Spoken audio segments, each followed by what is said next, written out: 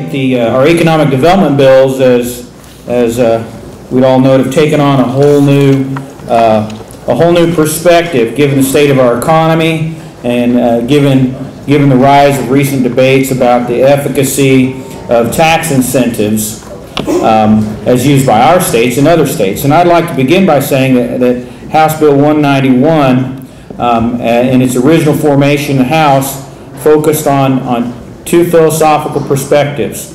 Number one, targeted tax relief for science and technology industries, and targeted tax relief for businesses large and small, no matter what they're engaged in, to promote the kind of job creation we want, to promote jobs that pay better than average and include benefits. And the second philosophical perspective is that targeted tax relief is born out of these incentive programs that we have in many phases, as you know, whether tax credits or withholdings tax relief or whatnot. And I would put this before the committee, and I'm going to elaborate a little because of the nature of what's going on in our economy and the debate brewing about these programs, that many of us, myself included, look at our tax incentive programs, look how cumbersome they are and how sometimes they're unfair and how sometimes they're abused, how sometimes the government's picking winners and losers, and we don't like those things. I certainly don't. But at the same time, we recognize that we don't have the ability to do a really hardcore across-the-board tax reform or tax deductions. We have a lot of differences of opinion on that. We could eliminate the corporate franchise tax. We could do something like that. We could lower the withholdings tax across the board and try to use those things to grow the economy, and a lot of us, myself included, believe in those things. But we also have a duty to govern in this building, a duty to take action, and knowing that we have members within our own party and members in the minority party in the House and Senate that disagree with those approaches, knowing that we have those members, we have to offer an alternative. We have to compromise. We have to decide on what we should give targeted tax relief to, what our combined viewpoints can agree upon in terms of targeted tax relief. That's the focus of this bill.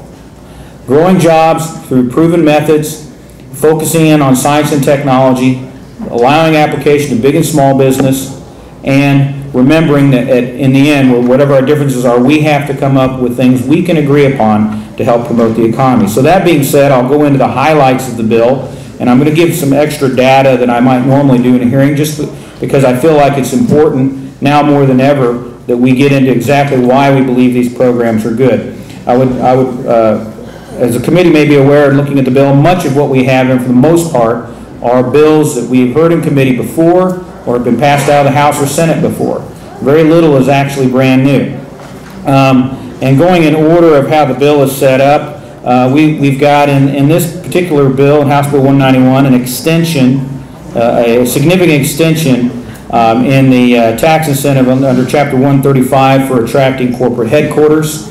As many of you know, Burns & McDonnell in Kansas City has been the primary example of how this location of corporate headquarters incentive has been helpful to us.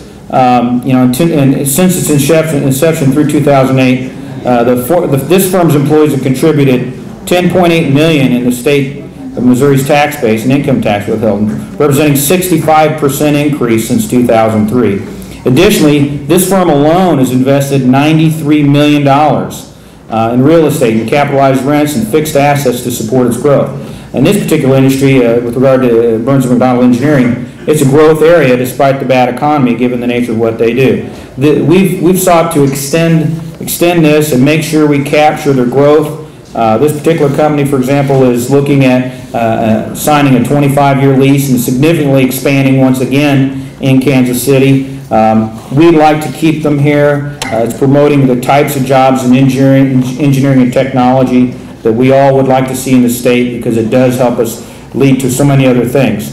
In addition to that, House Bill 191 contains an increase in the New Market Tax Credit Program from $15 million to $27.5 million and extends that program out to an additional 2 years. Now, the New Market Tax Credit Program is of course, designed, one of the programs we have is designed to leverage investment from the private sector.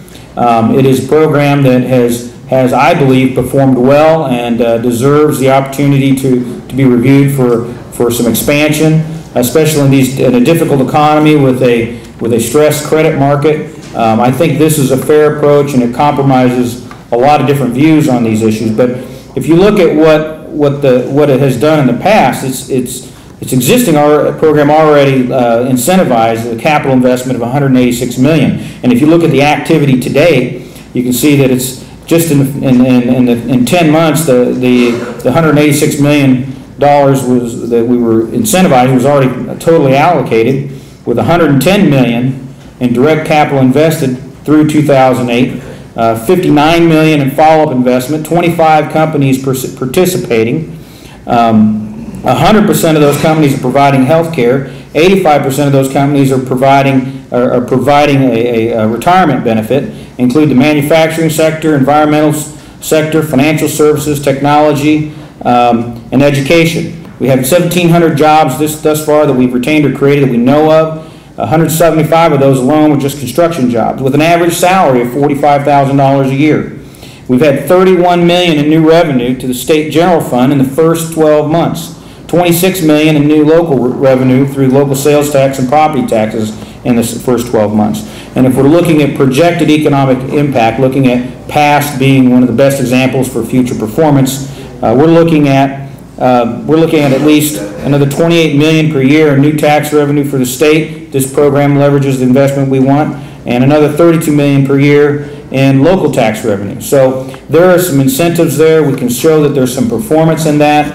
I certainly believe that it's a valid consideration to look at the new markets tax credit for expansion, and of course the House, with very strong support, agreed with the position in House Bill 191.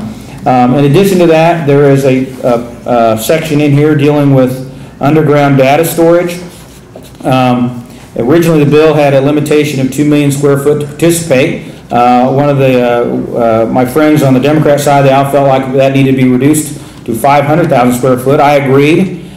There's some accusation that this is somehow for one company. That's not true. One company might be better than another at performing in this field, but that's not what this is about. This is about Missouri being a cave state. This is about Missouri having mines, dry underground mines, that are available for controlled climate storage, for secure storage, and are actually primed for data storage and website hosting. Missouri could be in a position to make a bid for large companies as big as Google or Yahoo, with the millions and millions of square footage that we have available in our state. We have under this program, we'd be targeting competition with those states surrounding us that have already given tax breaks to their underground storage facilities, so they can be more competitive against what we have in Missouri. Mr. Chairman, members of the committee, Tracy King here representing the Missouri Chamber of Commerce and Industry, and we too would like to go on record in support of House Bill 191. Thank you. Questions for the witness? Now I need a motion on the bill.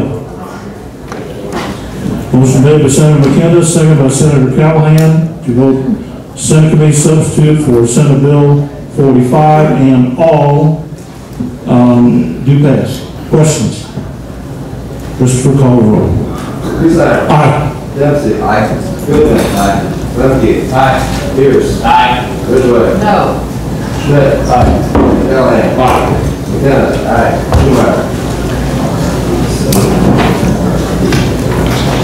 By a vote of 8-1, we voted out do pass Senate Committee substitute for Senate Bill 45 and all. Bill 191 do pass as substituted in amendment. Motion made by Senator Callahan. Do I hear a second? Second by Senator McKenna. To do pass House Bill 191, Senate Committee substitute as amended. Questions? Christopher, call the roll. Aye. Aye. Goodman. Aye. Who's there? Aye. Ridgeway. No. Schmidt. Aye. Callahan. Aye. McKenna. By a vote of 8-1, we voted do pass Senate Committee substitute for House Bill 191 as amended.